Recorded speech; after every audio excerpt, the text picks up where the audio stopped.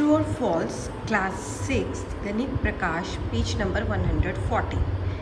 Number 1, there is no prime number whose unit digit is 4. तो ये आपको बोल रहा है कि मेरे पास कोई प्राइम नंबर नहीं है जिसका यूनिट डिजिट क्या हो 4. यूनिट डिजिट मतलब जैसे मैं लिख रही हूँ 64, तो ये 1s है, ये 10s है, इसको यूनिट डिजिट बोल रहे हैं. 74, 84, 94, तो यूनिट डिजिट में 4 होना चाहिए. तो कह रहा है कि मेरे पास ऐसा कोई प्राइम नंबर नहीं है जिसका यूनिट डिजिट क्या हो 4. सो ट्रू है. अगर किसी का यूनिट डिजिट 4 होगा दैट मीन्स वो नंबर 2 के टेबल में तो डेफिनेटली आएगा ही आएगा. अगर वो 2 के टेबल में आ रहा है, एक अपने 1 के टेबल में आ रहा है और एक खुद के टेबल में आ रहा है, तो वो प्राइम नंबर कैसे हुआ? जैसे आप 74 ले लो, 74 1 के टेबल में आएगा, 74 के टेबल में आएगा, 2 के टेबल में आएगा, तो ये प्राइम नंबर तो नहीं हुआ. इसी तरह 64 है, ये 2 के टेबल में भी आएगा, 1 के टेबल में भी आएगा, अपने टेबल में भी आएगा, तो ये प्राइम नंबर नहीं है. तो हमें ट्रू दे रखा है बिकॉज कोई भी नंबर जो एंड करता है 4 से इज़ डिविजिबल बाय 2. अगर वो डिविजिबल बाय 2 है तो वो प्राइम तो नहीं है. सेकेंड में पूछा है a product of prime can also be prime, कि अगर आप एक प्राइम नंबर को मल्टीप्लाई कर रहे हो प्राइम नंबर से तो क्या आपके पास प्राइम नंबर आएगा, ये पूछ रहा है. नो, ये रॉन्ग है, ये गलत है. जैसे मान लो एक 2 है और एक 3 है, 2 भी प्राइम नंबर है, 3 भी प्राइम नंबर है. 2 इंटू 3 6, ये क्या हो गया? Even number. ऐसे आप ले लो 5, ये भी एक प्राइम नंबर है, 7 भी प्राइम नंबर है. इसका आ गया 35. ओके, तो ये कॉम्पोजाइट है क्योंकि 35 एक तो 1 के टेबल में आएगा, एक खुद के टेबल में आएगा, इन दोनों के टेबल में भी तो आएगा, तो ये तो कॉम्पोजाइट बन गया. इसी तरह 6 है, ये 1 के टेबल में भी आएगा, 2 के टेबल में भी आएगा और 3 के टेबल में भी आएगा. देखो जैसे 2 के टेबल में 1 और 2 आ रहा है, 3 के टेबल 1 और 3 में आ रहा है, 6 का टेबल 1 में भी आएगा, 2 में भी आएगा, 3 के टेबल में भी आएगा और 6 के टेबल में भी आएगा. So the product of prime numbers हमेशा कॉम्पोजाइट होता है, कभी प्राइम नहीं होता है. Okay, because it's factor will include the primes that were multiplied together. अब देखो इसके में वो प्राइम नंबर भी तो आएंगे जो आपने 2 लिए हैं. देखो अगर आपने 6 के फैक्टर्स निकालने हैं तो 1 तो 6 के टेबल में 1 और 6 के टेबल में 6 तो आएगा ही आएगा, बट साथ में ये 2 और 3 के टेबल में भी तो आएंगे, तो ये कॉम्पोजाइट हो गए. सी पार्ट पूछ रहा है prime number do not have any factor. Prime number का कोई फैक्टर नहीं होता. देखो प्राइम नंबर होते हैं जो अपने और खुद के टेबल में आते हैं, 1 के टेबल में. मतलब आपकी क्लास में कोई ऐसे बच्चे होंगे जो मतलब एक अपने में ही रहते हैं और एक ही फ्रेंड होगा, मतलब वो क्लास में किसी और को नहीं बुलाते होंगे, बस एक खुद और एक अपना बैचमेट, और किसी के साथ उनका कुछ लेना देना नहीं है, वो प्राइम नंबर है.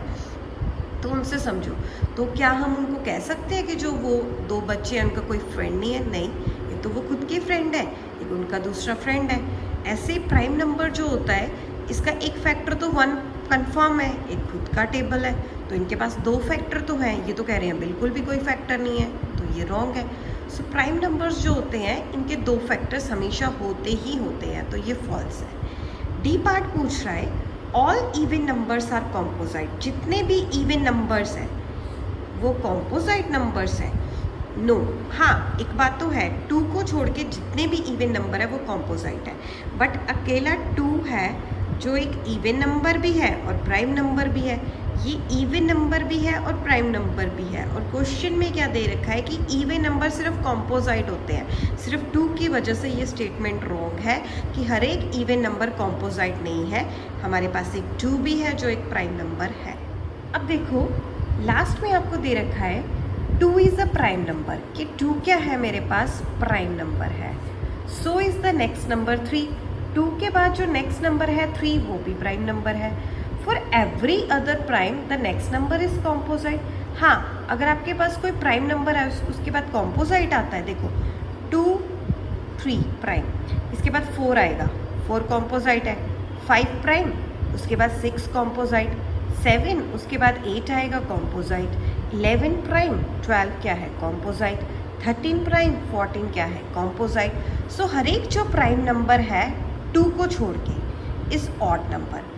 हर एक जो प्राइम नंबर है सिर्फ 2 को छोड़ के बाकी सारे ऑड नंबर है, मीन्स वो अकेले 2 के टेबल में नहीं आते हैं। ओके, तो वो ऑड नंबर है।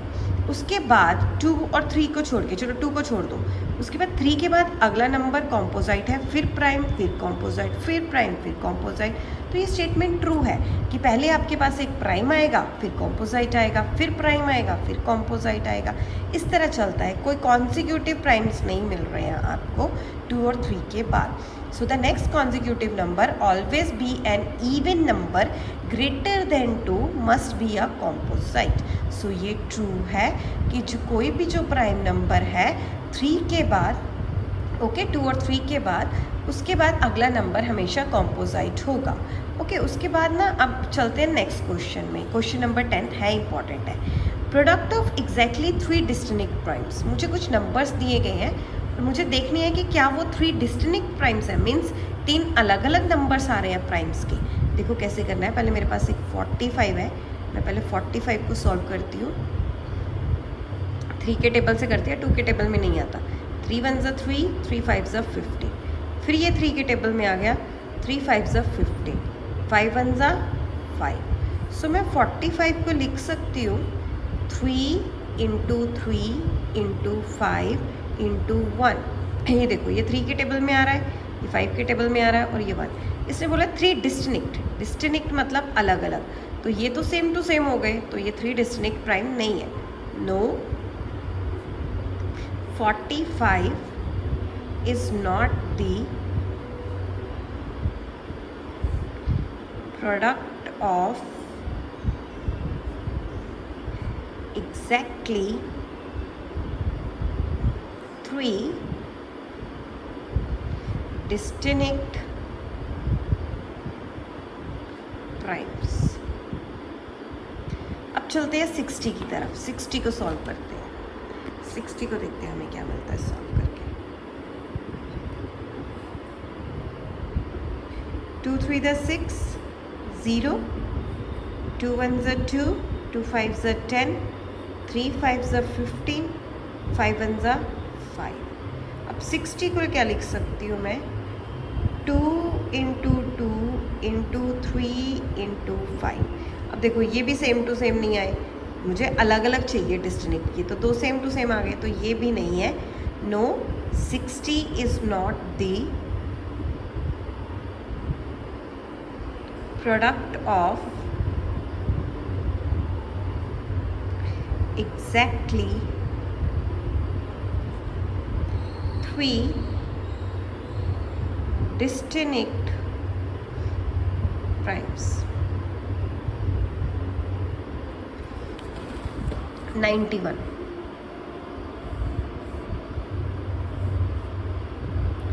अब देखो ये 3 के टेबल से तो नहीं जाएगा, 7 के टेबल से जाएगा।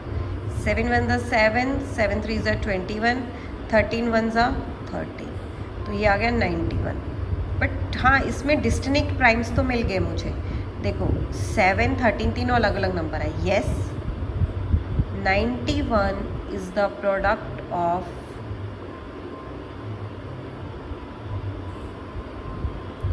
3 डिस्टिंक्ट प्राइम्स। अब चलते हैं नेक्स्ट क्वेश्चन की तरफ। उसने दे रखा है 105। चलो 105 को कर लेते हैं। अब ये 2 के टेबल में तो नहीं आती, 3 से जाएंगे। 3 3 ज़ा 9, 3 5 ज़ा 15, 5 के टेबल से। 5 7 ज़ा 35, 7 1 ज़ा 7। सो 105 को मैं लिख सकती हूँ 3 इंटू 5 इंटू 7 इंटू 1। हाँ, डिस्टिंक्ट प्राइम्स मुझे मिल गए। Yes, 105 is the product of 3 distinct primes। Last है 330, इसको भी कर लेते हैं। ये 2 के टेबल से करते हैं पहले। 2 1 ज़ा 2, 1 3, 2 6 ज़ा 12, 0। फिर 2 से 2 8 ज़ा 16, 0। ये तो 2 से ही जा रहा है बार बार।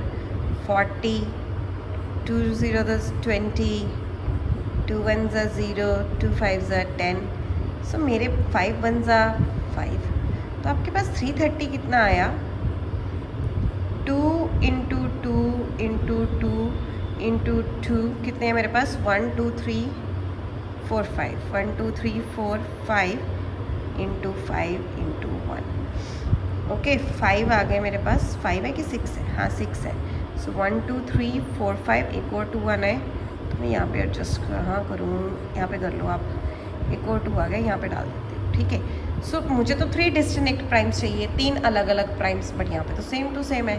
सो no, 330 is not the product of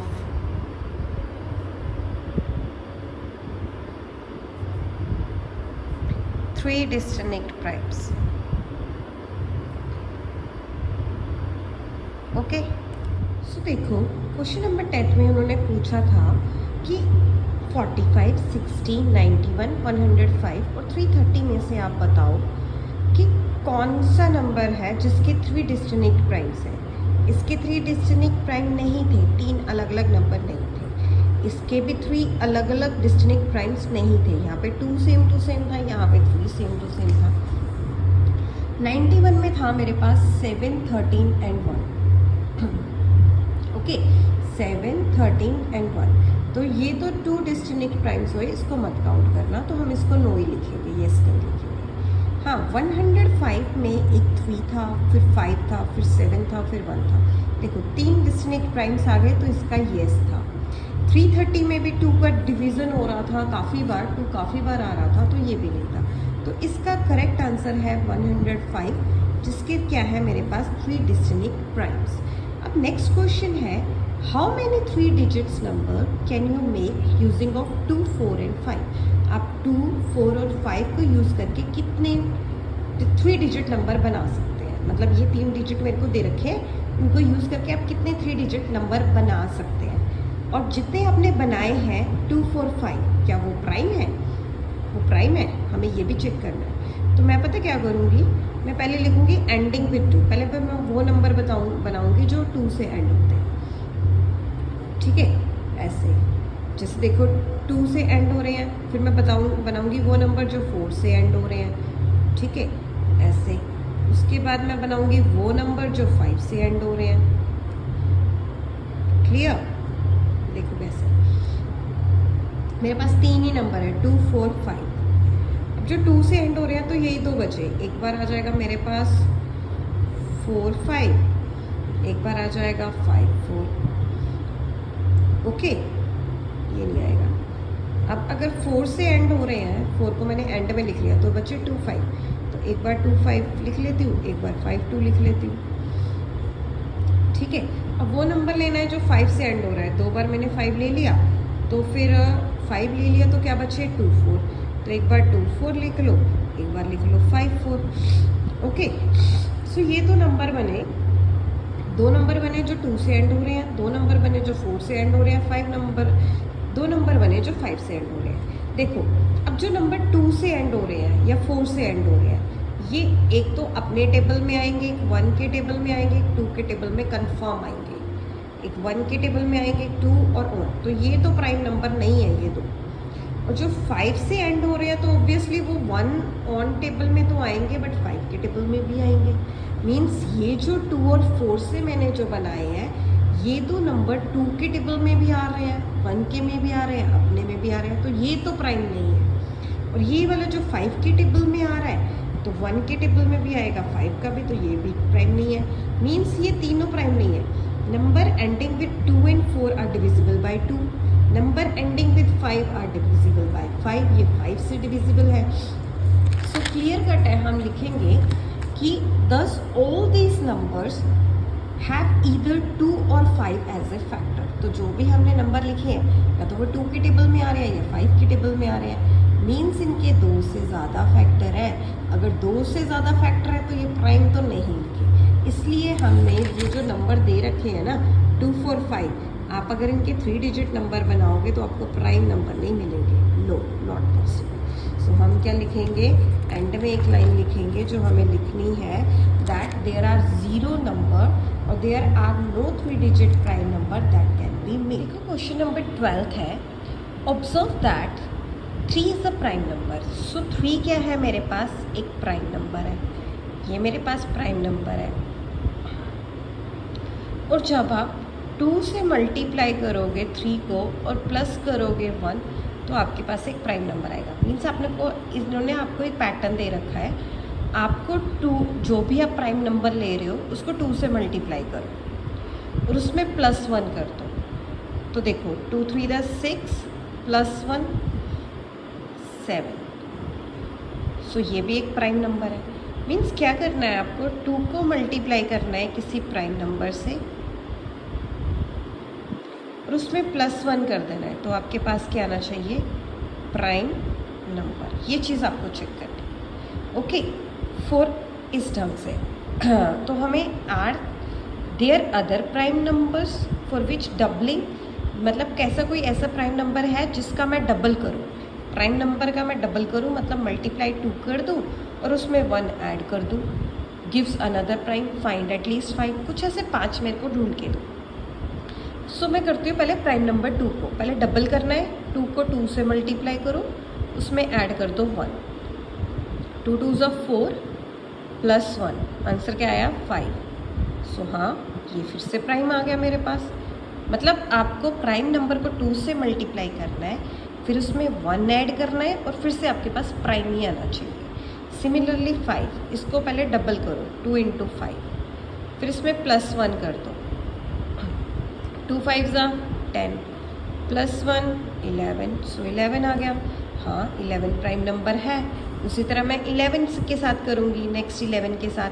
सो 2 × 11 +1, 2 11 ज़ा 22 +1, आंसर क्या आया? 23। हाँ, ये भी प्राइम है। 23 इज़ अ प्राइम नंबर। अब 23 को कर लेते हैं, इसका डबल करो 2 × 23 +1, 2 × 23 होते हैं 26, उसमें प्लस किया 46 होते हैं, सॉरी 46, उसमें प्लस किया आपने 1, आपके पास क्या आया? 47। उसी तरह आप 29 का कर लो, 2 को करो 29 से, प्लस करो 1, 2 9 ज़ा 18, 2 2 ज़ा 4, +1 58, +1 59। हाँ, 59 भी क्या है? प्राइम है। सो यहाँ पे भी लिख लेती हूँ 47 इज़ अ प्राइम। करना क्या है इसमें एक बार फिर से समझ लो। एक प्राइम नंबर लेना है कोई भी, उसको मल्टीप्लाई कर दो 2 से, मतलब उसका डबल कर दो, फिर +1 कर दो। आपके पास फिर से क्या आना चाहिए? Prime number. ओके।